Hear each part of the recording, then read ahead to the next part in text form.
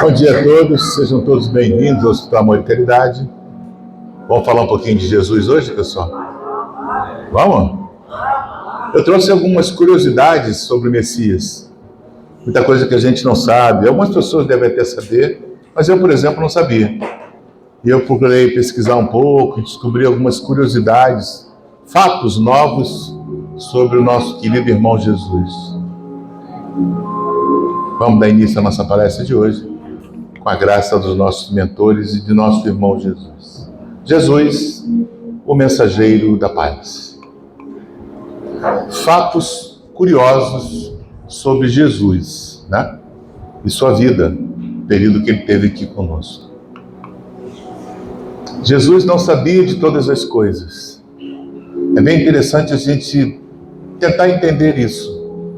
Jesus não sabia de todas as coisas. Embora Deus seja onisciente, nosso irmão Jesus não sabia de todas as coisas. Mas por que ele não sabia? Embora seja Deus onisciente, Jesus, quando encarnou, assumiu a consciência humana. Por causa disso, sua consciência era limitada. Veja o que diz Marcos, capítulo 13, versículo 32. Quanto ao dia e a hora, ninguém sabe, nem os anjos, nem o céu, nem o Filho, senão o Pai.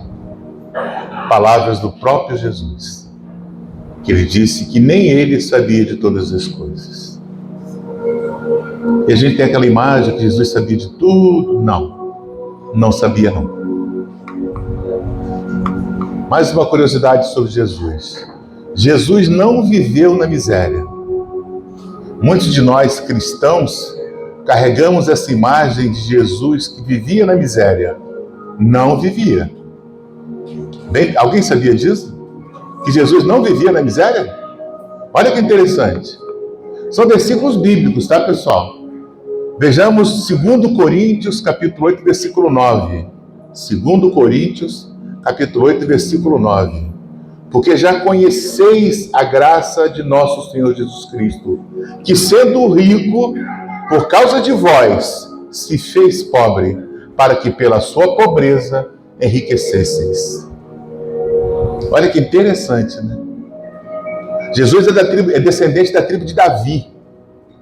Todos os descendentes de Davi não eram pobres. Interessante saber isso, né? Jesus é descendente da tribo de Davi. E todos os descendentes de Davi não eram pobres. Então Jesus não foi pobre. Ele se fez pobre para nos ensinar a humildade, a simplicidade.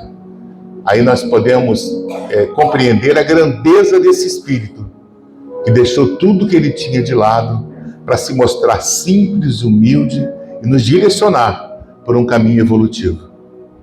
Então o próprio Jesus diz, em capítulo 8, versículo 9, em 2 Coríntios, porque já conheceis a graça de nosso Senhor Jesus Cristo, que sendo rico, por causa de vós se fez pobre, para que pela sua pobreza enriquecesseis. Alguém sabia disso? Eu também não sabia. Eu achava que Jesus era pobre, paupérrimo. Não era. Jesus não era necessariamente um carpinteiro. Alguém sabia disso? Jesus tinha outras funções além de ser carpinteiro. Ofício esse que ele aprendeu com seu pai José. Jesus ensinava na sinagoga, de modo que ficavam admirados e diziam: de onde lhe vem essa sabedoria e esses milagres? Não é ele o filho do carpinteiro? Como se o carpinteiro fosse alguém que não tivesse inteligência. Sua mãe não se chama Maria e os seus irmãos não são Tiago, José, Simão e Judas? De onde vem tanta sabedoria em um jovem chamado Jesus? Se veio como filho de um carpinteiro?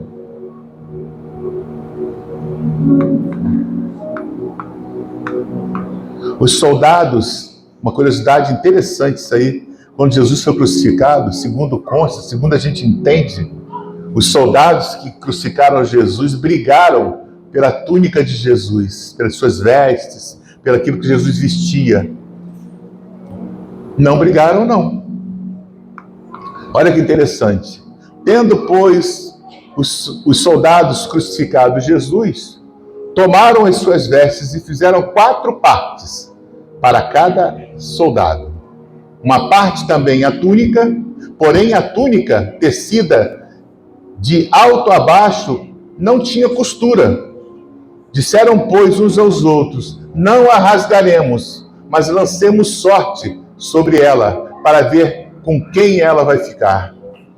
Quem era o sorteado que iria ficar com a túnica de Jesus? Ou seja, as vestes de Jesus não foram compartilhadas, porque não podia ser rasgada a túnica. E a gente tem esse entendimento de que os soldados rasgaram, dividiram as vestes de Jesus entre eles, né? Porque era um troféu de quem crucificou o Messias na época, né? Mas não foi dessa forma que aconteceu. São curiosidades que eu trouxe hoje para a gente fazer uma palestra bem descontraída, né, sobre o nosso irmão Jesus. Jesus sofreu preconceito por ser do interior. Quem aqui é do interior do Rio de Janeiro? Aí, a senhora é de onde? Pádua. Pádua é no interior. E a senhora de trás? Também é de Pádua. São paduanas. Quem nasce em Pádua é paduano? Paduanos. E lá atrás tem mais um? Quem foi que é do interior? Maurino é de onde, Maurino? Interior de Itaipu. Engenho do Mato. Ele é do interior de Itaipu, gente. Ele é do Engenho do Mato. Campos, né? Também é de Campos. 2 campistas. 2 campistas. Madalena, olha, né? As pessoas do interior sofrem preconceitos? Sofrem, não sofrem, pessoal? Não sofrem? Até Jesus sofreu. Olha que curioso, olha. Baixa um pouquinho a música de fundo aí, Dudu. Alguém me tirou aqui do ar, Dudu. Fui eu. Foi você? Só podia ser você mesmo. Filipe encontrou Natanael e lhe disse: achamos aquele sobre quem Moisés escreveu na lei, e a respeito de quem os profetas também escreveram, um tal de Jesus de Nazaré, filho de José. Perguntou Natanael: Nazaré? Pode vir alguma coisa boa desse lugar? Coitado de quem mora em Pádua, gente. Disse Filipe: venha e veja. Ao ver Natanael se aproximando, disse Jesus. Jesus já percebeu que vinha um preconceituoso, né? Aí mandou essa: aí está o verdadeiro israelita, em quem não há falsidade. Os israelitas eram um povo muito difícil. Tinha uma soberba que os que eram da tribo de Davi não tinham.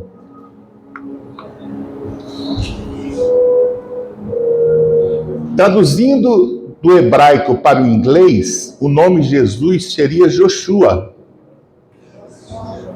Joshua, não tem acento, é Joshua. Não tem acento no O também, então é Joshua. Ou Josué, em português. Nós o conhecemos pelo nome de Jesus devido à sua tradução do hebraico para o grego e para o latim. Olha Jesus, gente. Se fosse traduzir o nome de Jesus para português, seria Josué. Mas a gente tem a palavra de Jesus traduzida para o latim ou para o grego.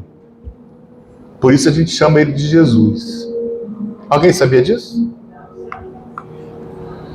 Judas traiu Jesus por um montante de que seria equivalente hoje a que um trabalhador receberia de pagamento por 4 meses de trabalho. Ou seja, equivale hoje a 4 salários mínimos. As 40 moedas que pagaram a Judas. Recebeu 4 salários adiantados para atrair o Messias. O mais curioso foi que Jesus pediu, né? Em falando em Judas, apesar de não estar presente na Bíblia, existe o Evangelho de Judas, que não só se refere ao traíra, como ao único discípulo que compreendia os ensinamentos de Jesus, mas revela que Judas só entregou o Cristo aos romanos porque o Nazareno pediu que ele fizesse isso. Esse evangelho é evangelho apócrifo. Existem vários evangelhos apócrifos. Eu, por exemplo, gosto muito do evangelho de de Judas, gosto muito do Evangelho de Maria Madalena, gosto muito do Evangelho de Tomé. Gente, vocês têm que ler o Evangelho de Tomé. Eu acho que tem para vender aqui na feirinha. Eu acho que tem, não tem? Ó, tem aqui. É um Evangelho apócrifo. Leiam, tem revelações ali impressionantes no Evangelho de Tomé. São evangelhos apócrifos, evangelhos que não entraram na Bíblia. E é considerado pela igreja como evangelhos apócrifos. Eu leio todos, porque eu gosto dessa controvérsia, né? Então, no Evangelho de Judas, Judas revela que Jesus foi quem pediu a ele que lhe entregasse aos soldados romanos. E a gente tem aquela ideia de traição, né? Muitas pessoas não sabem a história do beijo. Acho que está no Evangelho de Tomé ou no Evangelho de Judas. Se vocês lerem, vocês vão perceber que a história do beijo, por que Judas beijou Jesus? Porque Jesus era um espírito tão iluminado que ele transfigurava. Então os soldados não sabiam as feições de Jesus. E o Judas falou: aquele que eu beijar é Jesus. Foi como forma de identificar quem era o Messias naquele grupo. Então Judas beijou ele para dizer: esse cara aqui que vocês têm que prender, esse aqui é Jesus. Uma outra curiosidade que pouca gente sabe, está no Evangelho de Tomé, se eu não me engano. A maioria dos estudiosos acredita que Jesus provavelmente jamais pensou que estava iniciando uma nova religião, o cristianismo, mas sim que ele simplesmente estava reformando o judaísmo, a Torá, o Velho Testamento. Na cabeça de Jesus, ele estava reformando as leis antigas. Mas não, ele estava, na verdade, criando uma nova religião, que é o cristianismo. Em toda a Bíblia, Jesus Cristo jamais, em nenhuma passagem, recrimina ou sequer menciona a homossexualidade. Não tem na Bíblia isso.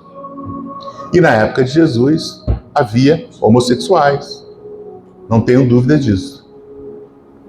Vocês estão gostando dessas curiosidades? Interessante, né? Que a gente tem aquela imagem de Jesus, né? A gente não sabe desses pormenores, as coisinhas que nos faz refletir um pouco mais sobre a vida de Jesus, o dia a dia de Jesus. Afinal, Jesus estava encarnado. Ele era humano como nós. Ele foi humano como nós, né? Foi humano como nós estamos humanos. Não existe nenhuma descrição da aparência física de Jesus nas Escrituras. Vocês sabiam disso? Não existe nas Escrituras a descrição de Jesus era moreno, era pardo, era claro, tinha cabelos escuros, olhos castanhos, era barbudo, bonito. Não tem nenhuma, em lugar nenhum da Bíblia, descreve como eram as feições de Jesus. Tudo aquilo que a gente vê, que a gente tem por imagem do Cristo, foi alguma coisa que nós criamos, ou que a Igreja Católica criou. Não tem registros bíblicos da aparência de Jesus em nenhum lugar das Bíblias, todas elas que temos por aí. Por mais estranho que pareça, existe uma seita cristã. Olha que interessante isso, gente. Muito interessante. Por mais estranho que pareça, existe uma seita cristã que defende a crença de que Jesus Cristo atualmente vive na China, na forma de uma mulher chinesa. Existe uma religião na China em qual Jesus está encarnado em uma mulher. E eles acreditam nisso. Isso é bem atual. Capacidade que nós temos, né?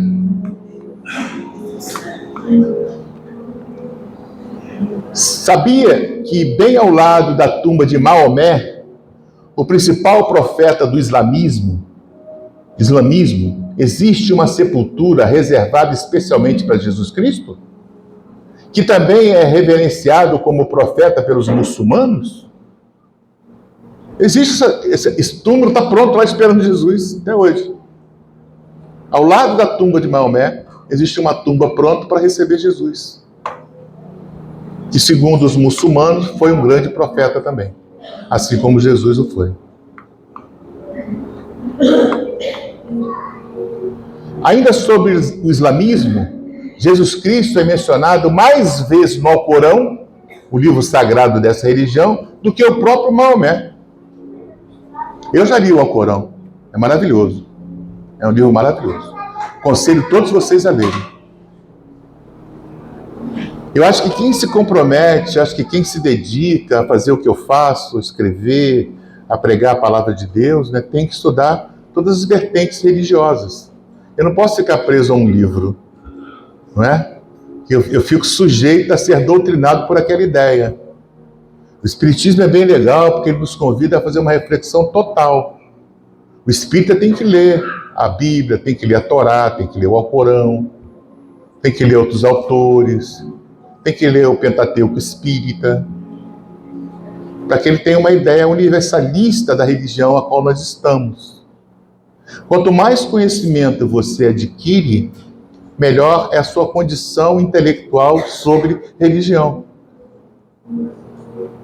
Embora muitas pessoas não sejam religiosas e se dediquem a esse estudo sistematizado, eu defendo que todos vocês estudem um pouquinho. Pega um pouquinho da Torá, estuda um pouquinho do Alcorão, para entender, por exemplo, por que tem tantos conflitos no Oriente Médio, que é onde estão concentradas as religiões que seguem o Alcorão, a Torá.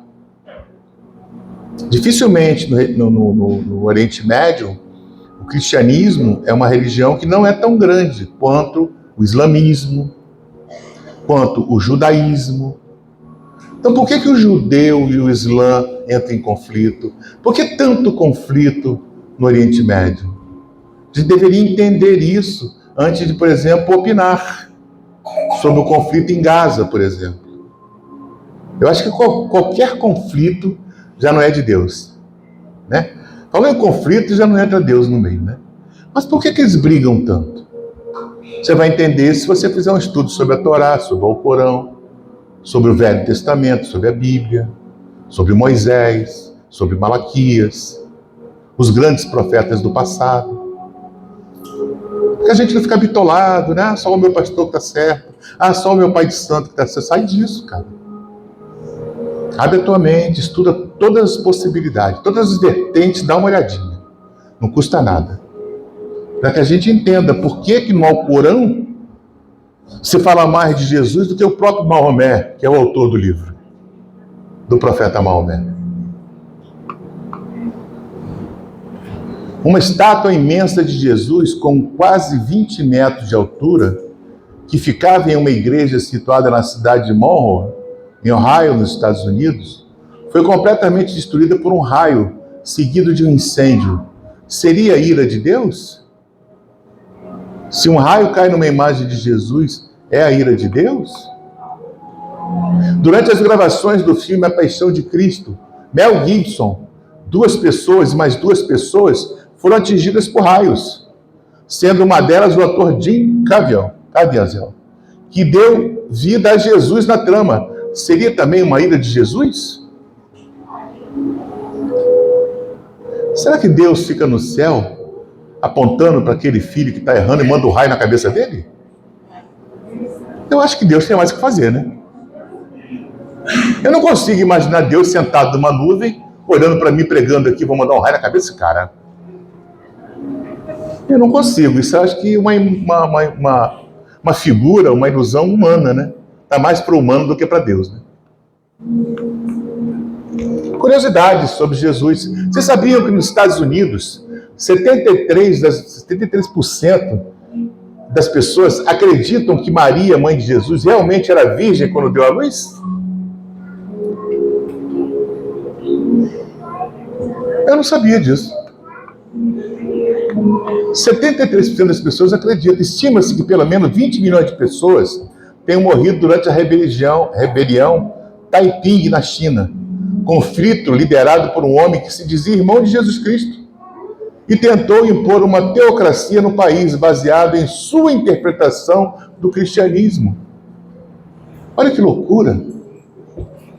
Um cara, eu sou irmão de Jesus, vou mudar tudo. E criou com isso 20 milhões de mortes.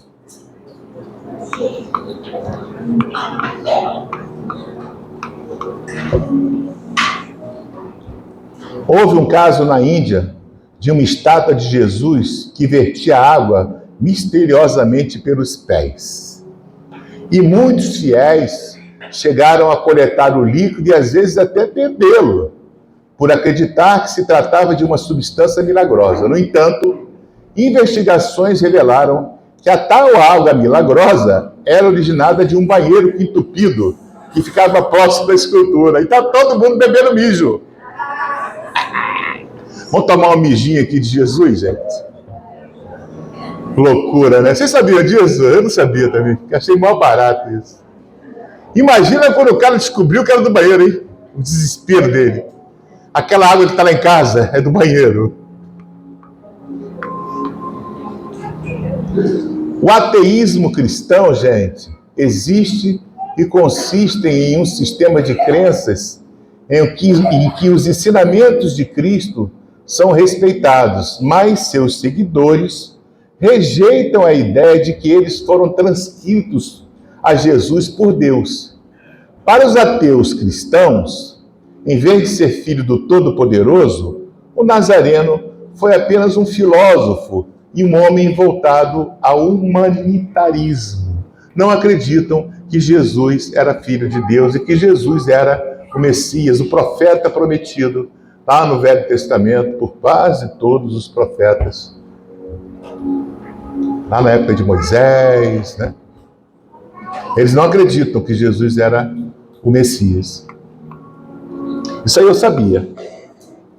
Mas eu tenho uma mensagem para vocês agora, já que a gente se divertiu com as histórias de Jesus, agora está na hora de falar sério, falar um pouquinho sério sobre a importância de acreditarmos em Jesus, respeitar as suas instruções e segui-las, principalmente seguir os ensinamentos de Jesus. Eu acho que o mais importante da obra de Jesus é que ela não precisa ser atualizada, ela é atual a todo momento. Qualquer momento que você pegar um versículo bíblico e ler, parece que foi escrito ontem, parece que é do século em que estamos, parece que é um pensamento de 2024. Mas não é.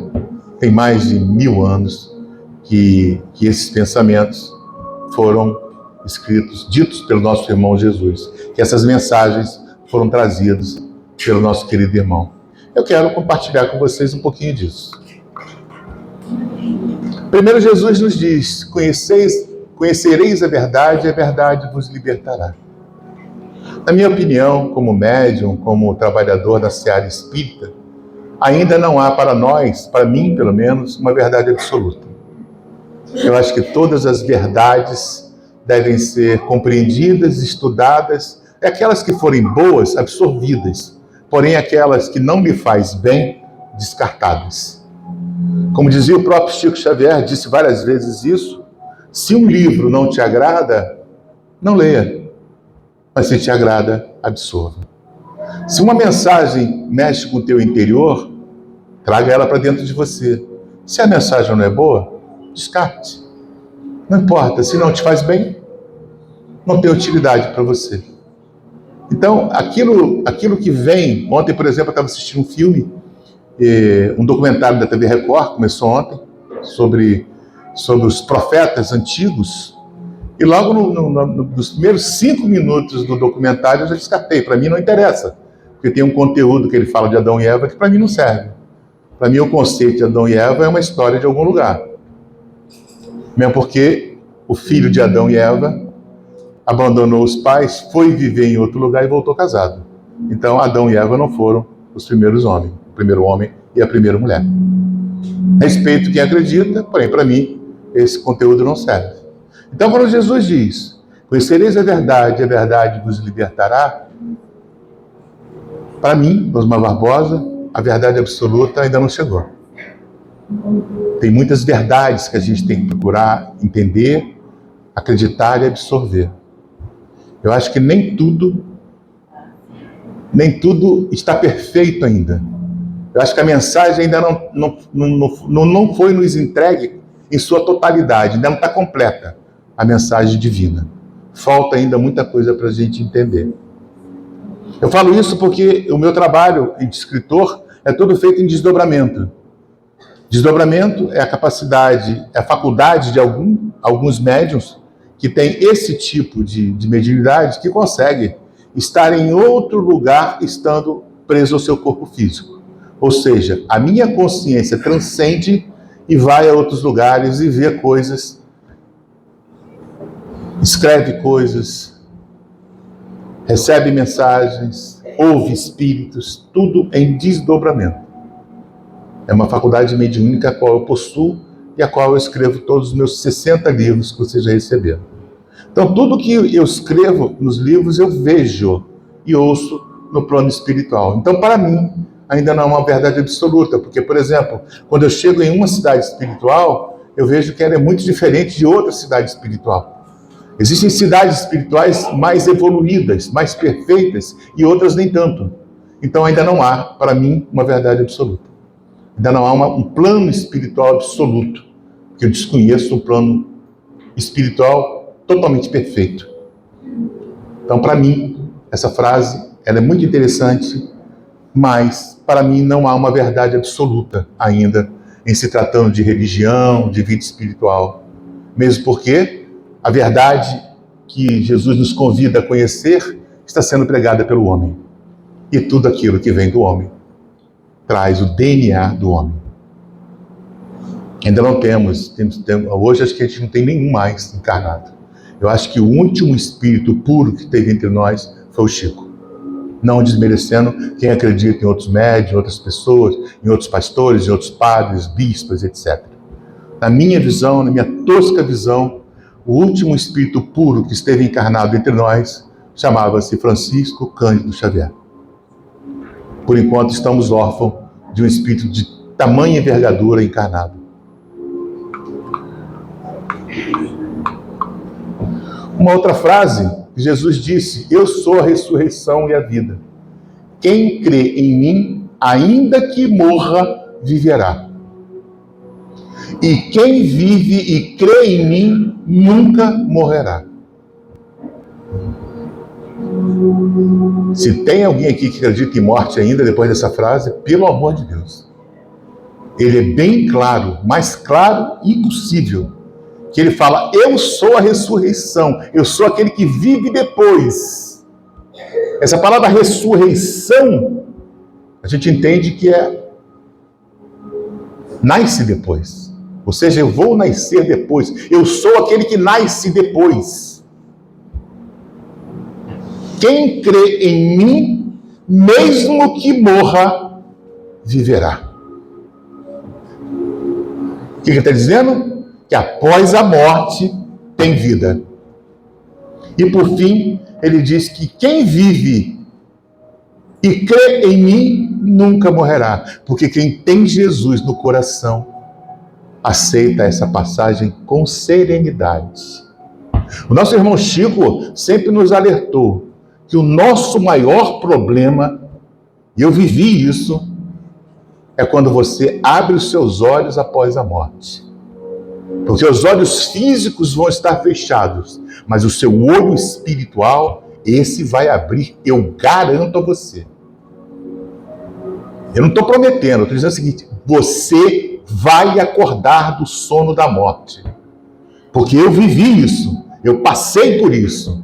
Eu sofri um acidente, me vi fora do meu corpo, entrei num túnel, cheguei num lugar, encontrei com a minha mãe, que eu tinha perdido há quase 10 anos, vivinho como estou aqui agora, desse mesmo jeito, inteiro aqui conversando com vocês, com toda a minha consciência.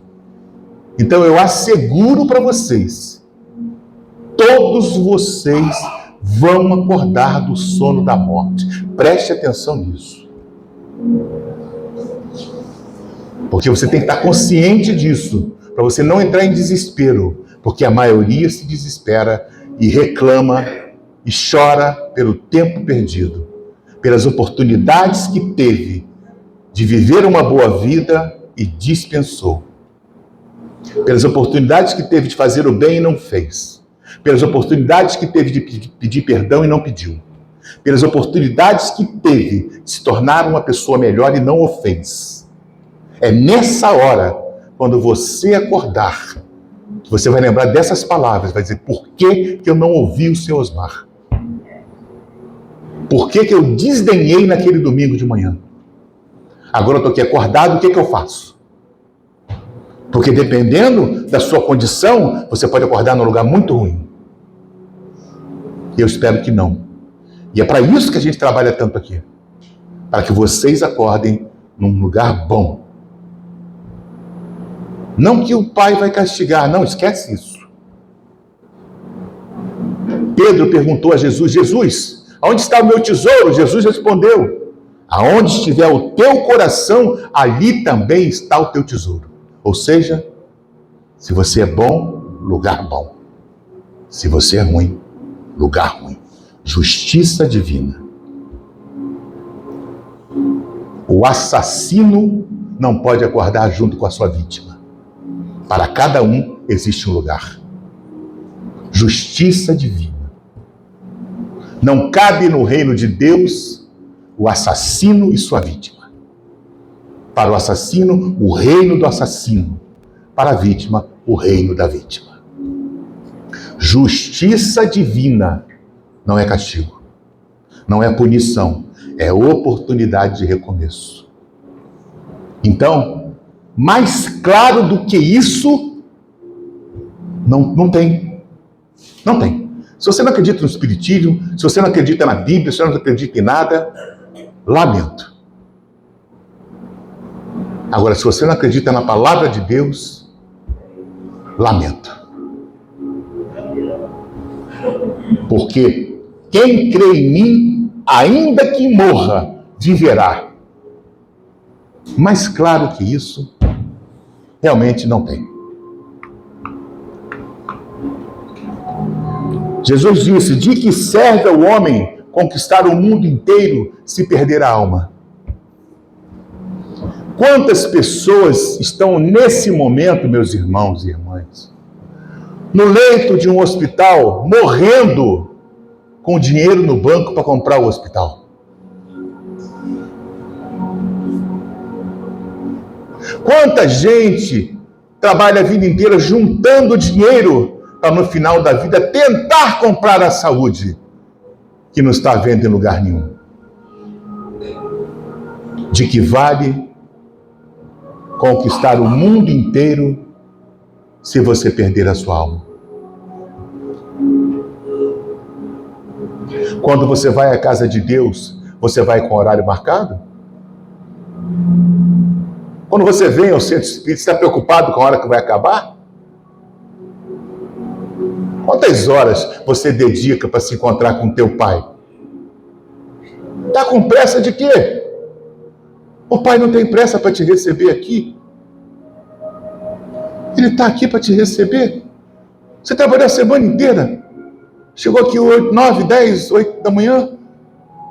O que é 2, 3 horas de uma semana inteira? Está contando as horas que vai louvar o teu pai? Que vai dar graças pela sua vida? Pela sua família, pelos seus filhos? Oh! De que serve ao homem conquistar o mundo inteiro se perder a alma? Quantas horas você precisa para se encontrar com Deus? Tem que marcar hora? Peraí, pai, estou ocupado agora. Não, hoje não dá não, Deus. Amanhã eu vou estar. Valeu. Oh, é o Criador de todas as coisas. Foi Ele que te deu a vida. É Ele que te mantém a vida. Ele se preocupa em todos os dias te dar 3, 4, 5 refeições. É Ele quem provê a tua mesa. Porque se você ficar impossibilitado, vai faltar comida para os teus filhos. Porque se te faltar saúde, meu irmão, você não é ninguém. E você vai clamar a Deus nas alturas: Pai, me cura, me ajuda. Vai esperar isso acontecer? Tem certeza? Você vai pagar para ver mesmo? De que serve o homem conquistar o mundo inteiro se perder a alma? Quais são os seus valores? Quem são os seus amigos? Quem é a sua família? Quem é você? O que é importante para você na vida? Será que você está dando mais importância às coisas que a ferrugem e a traça vão comer? Será que é isso o mais importante?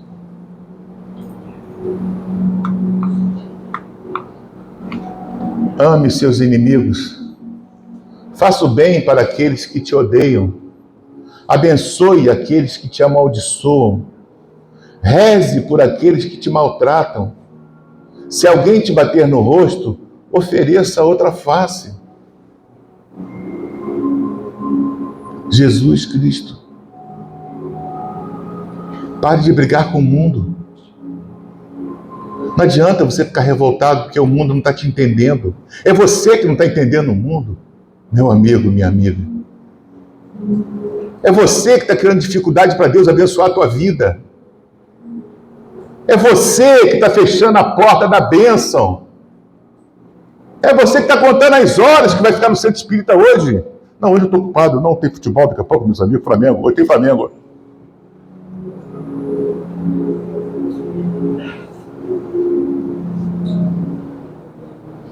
O mundo é perfeito. A criação é perfeita, ela é divina. Tudo de Deus é perfeito. Não adianta você ficar de cara feia para o mundo. O mundo não vai mudar porque você está de cara feia. O mundo não vai parar porque você está triste. O mundo não vai parar porque você morreu. 3 horas depois do teu enterro, aqueles que estiveram no teu enterro já estão programando o que vão fazer. 3 horas depois do teu enterro, as pessoas que estiveram no teu enterro já estão programando o que vão fazer sem você. O teu chefe já está procurando um novo funcionário para ocupar o teu cargo. O teu carro já tem alguém dirigindo. A tua casa já ganhou um novo dono. As tuas roupas vão para um bazar de caridade.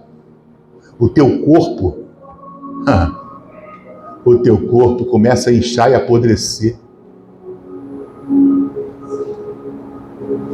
O que é que você está fazendo com a vida? Em que você acredita, meu irmão e minha irmã?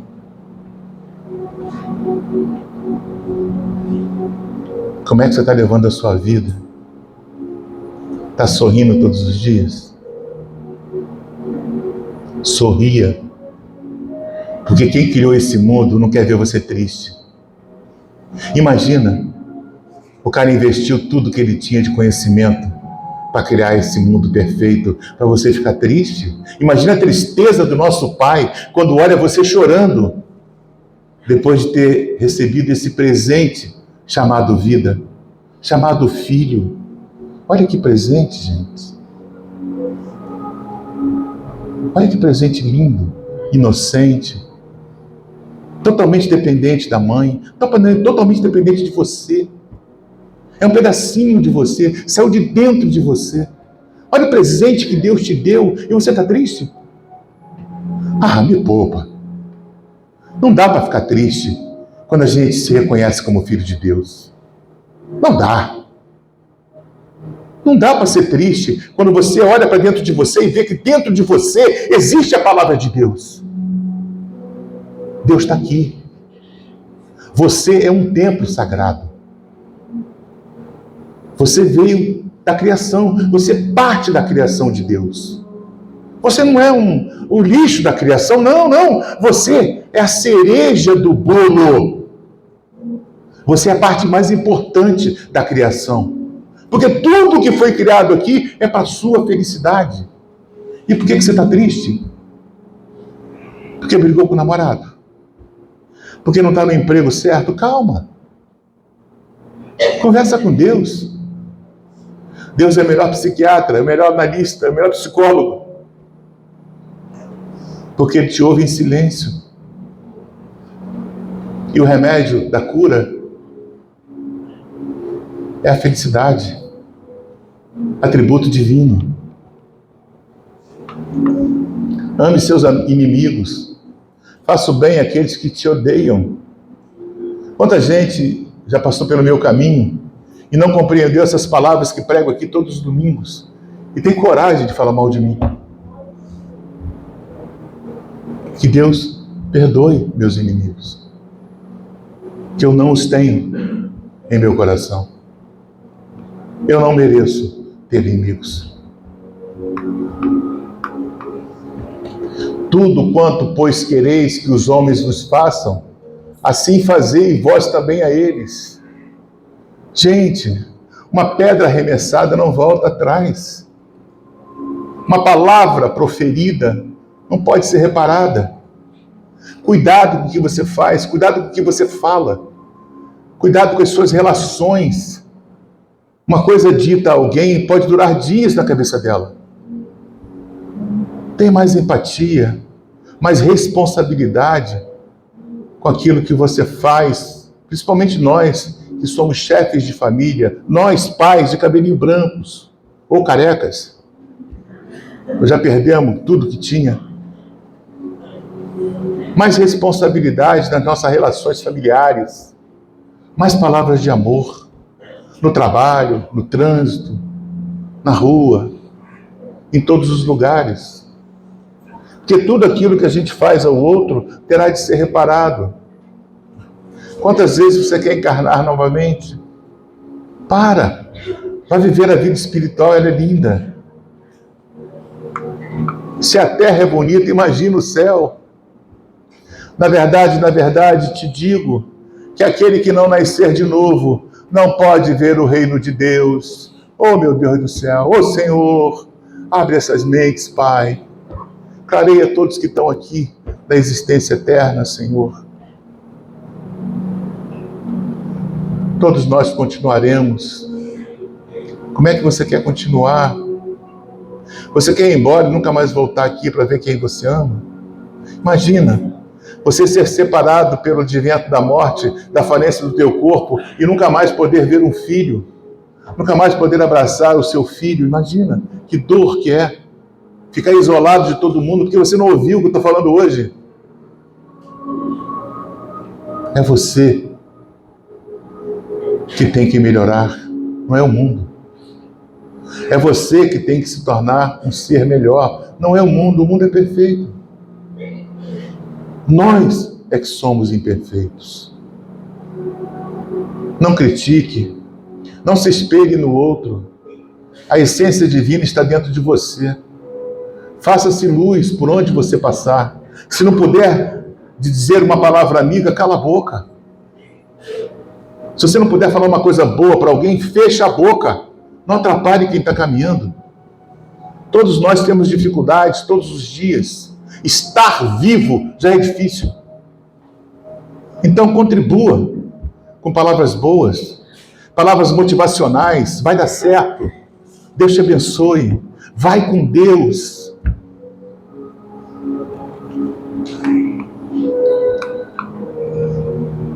A boca fala que está cheio o coração. A boca fala que está cheio o coração. Preste atenção. Você pode melhorar o que está dentro, começando a falar o que está por fora. Comece a falar coisas boas, repetir coisas positivas, mantras positivos. Eu vou conseguir, eu vou vencer. Fulano vai melhorar. Nós vamos juntos superar esse momento. Mantra, repita, repita. O universo vai te ouvir e vai criar a simbiose necessária a você passar pelo que você está passando. Diga, eu vou ficar curado. Essa doença é uma prova. Eu vou vencê-la. Repita, eu vou vencê-la. Eu vou vencê-la.